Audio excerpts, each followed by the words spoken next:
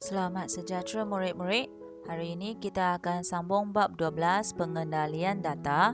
Jadi dalam video ini cikgu akan bincangkan jadual kekerapan dan juga perwakilan data. Okey, marilah kita mula pembelajaran pada hari ini.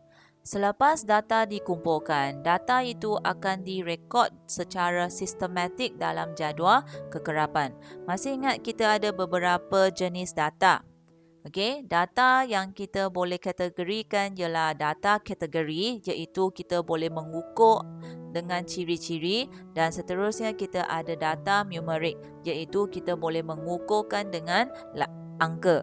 Apabila data itu dikumpulkan dengan cara pengumpulan data, contohnya tinjauan, temu buah, eksperimen dan juga pemerhatian. Jadi data itu mungkin dalam 100 orang kita sudah tanya. Okey, ataupun 1000 orang kita sudah tanya. Okey, macam mana kita nak menguruskan data itu supaya dia direkod dengan terancang. Jadi kita akan masukkan dia dalam jadual kekerapan.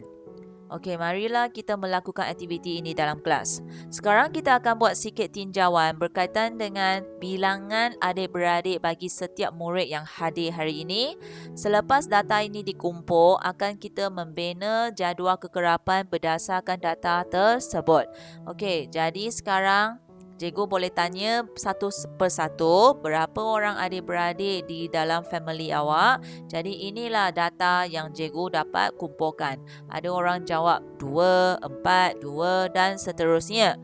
Okey, sekarang persoalan kita. Kita sudah ada data. Marilah kita bina jadual kekerapan. So, cara nak bina jadual kekerapan ialah macam mana? Okey, kita mulakan dengan data yang kita kumpulkan. Okey, pelajar anda perlu faham apabila kita nak kumpulkan data, itu mesti berlaku dalam masa yang singkat. Betul tak?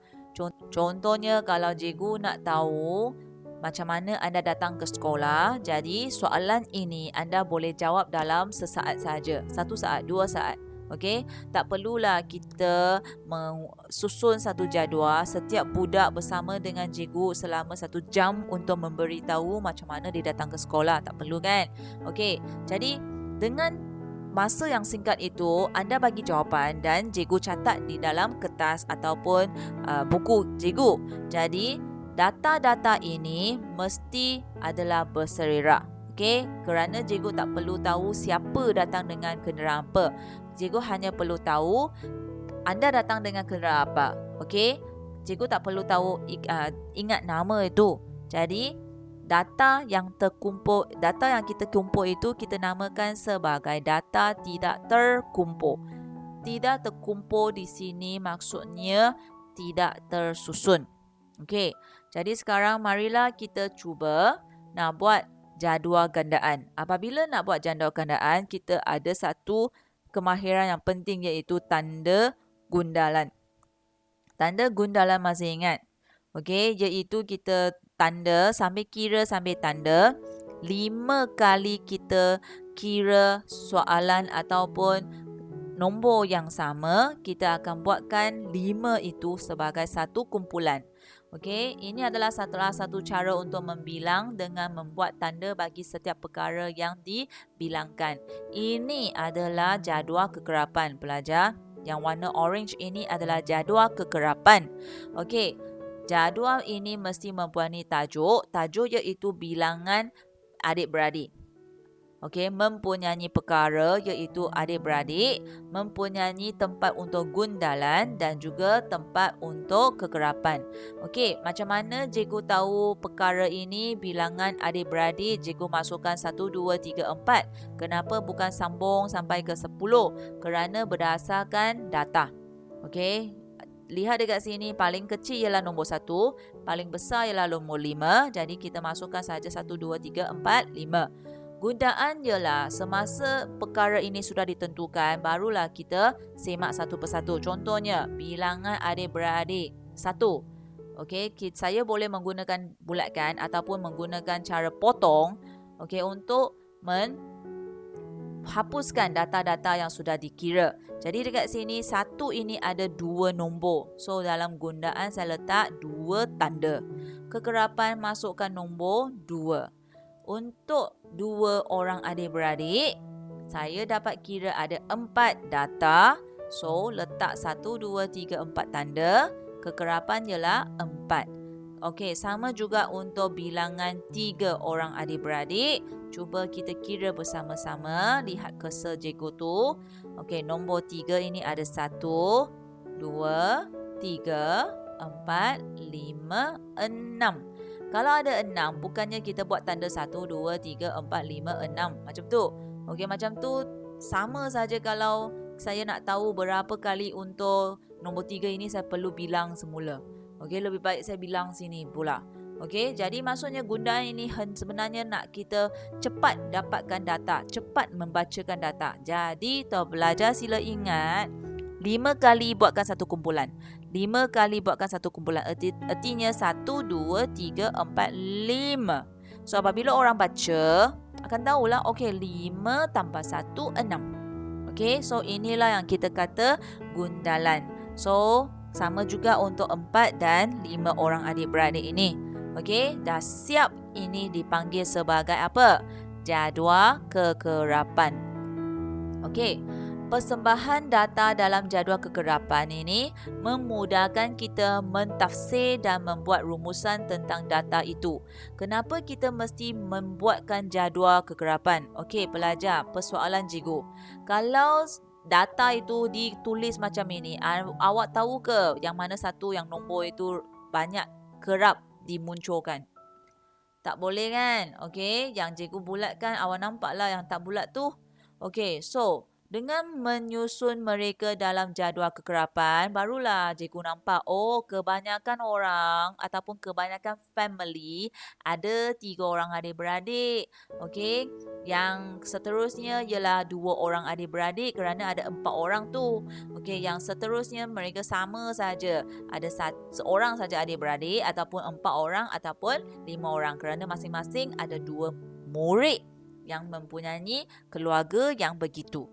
Jadi, kita akan senang nak tafsirkan dan membuat rumusan terhadapnya. Okey, jadi dari sini barulah kita nampak apa kegunaannya jadual kekerapan. Okey, seterusnya. Bagaimana anda mewakilkan data dalam bentuk grafik? Bentuk grafik maksudnya dia adalah bercorak sikit ataupun dia berwarna-warni. Jadi, sekarang kita lihat ini. Data yang ditunjukkan dalam jadual kekerapan tidak dapat memberi gambaran yang baik. Okey, bayangkan hari itu cikgu tunjukkan satu poster yang berkaitan dengan kes aktif terkini bagi COVID-19 di Malaysia, betul? Bayangkan, dia bukan tunjuk di dalam bentuk grafik macam ini. Grafik maksudnya dia sudah direka cerita berwarna-warni, ada gambar, dan benda-benda ataupun info-info yang penting itu dibesarkan tulisan, okey, diwarna cerahkan. Jadi apabila awak baca poster itu, awak sudah ditarik dengan tulisan tersebut, dan barulah awak akan baca.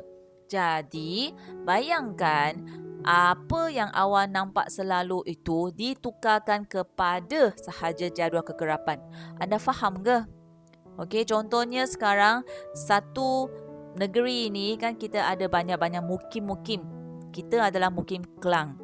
Jadi dalam mukim Kelang lagi kita pecahkan lagi dekat daerah-daerah sini sana. So adakah awak faham kalau dia bagi semua dalam jadual? Okey, berapa kes sudah naik, berapa kes sudah turun, berapa orang sudah sembuh daripada hospital.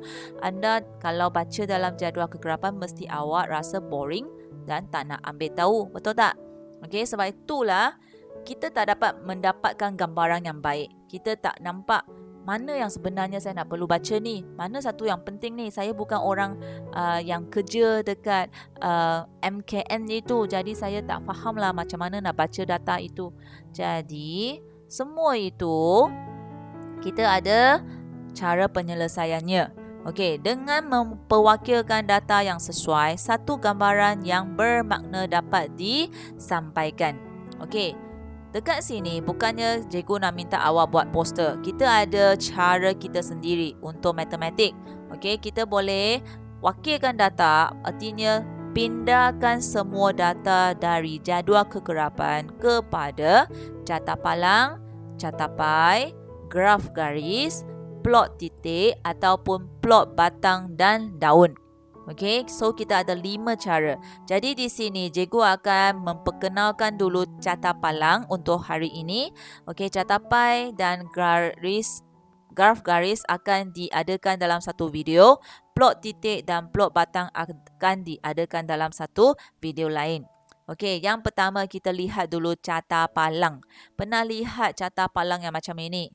Yang mengufuk, yang menegak.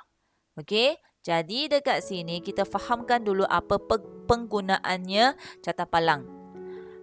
Perwakilan data yang menggunakan palang mencangcang atau palang mengufuk untuk menunjukkan perbandingan antara data kategori.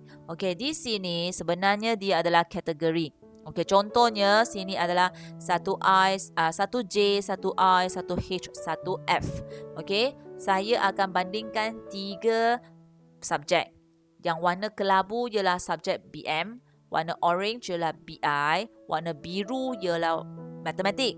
Jadi dekat sini saya boleh lihatlah, okey, antara 1J, BM yang dapat markah yang paling tinggi. Okey, manakala BI itu sangat teruk. Okey, untuk 1I sama juga.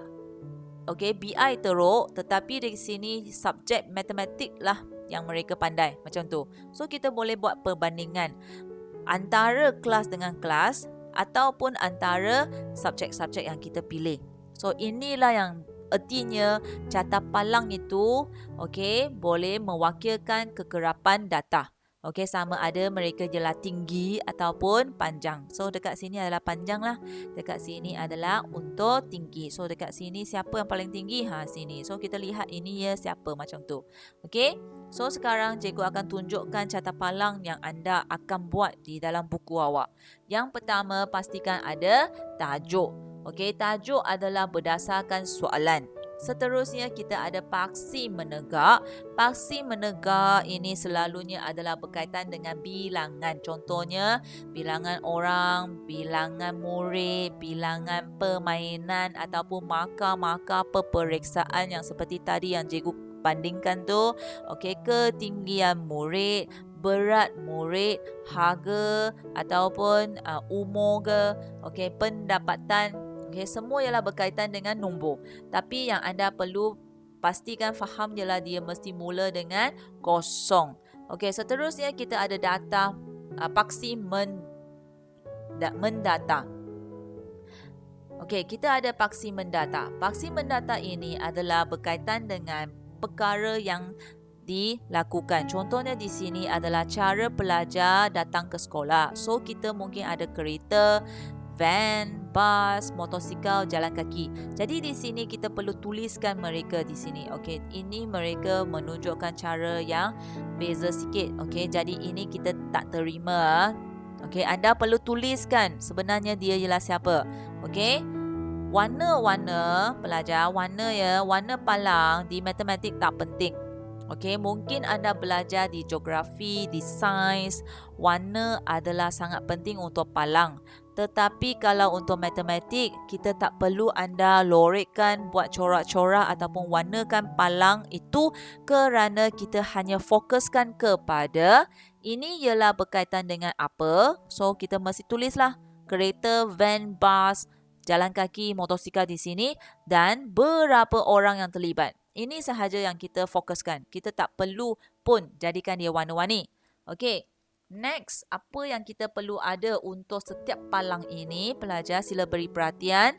Dalam carta palang, setiap palang mempunyai lebar yang sama dan dipisahkan dengan ruang yang sama besar. Iaitu apabila kita sudah pastikan dia adalah mengambil saiz 1, 2, 3. Segemuk macam itu. Kita tak boleh jadikan yang lain tu kurus ya. Sama juga gemuknya. 1, 2, 3 kita ambil untuk lukiskan. 1, 2, 3 dan seterusnya. Nampak tak?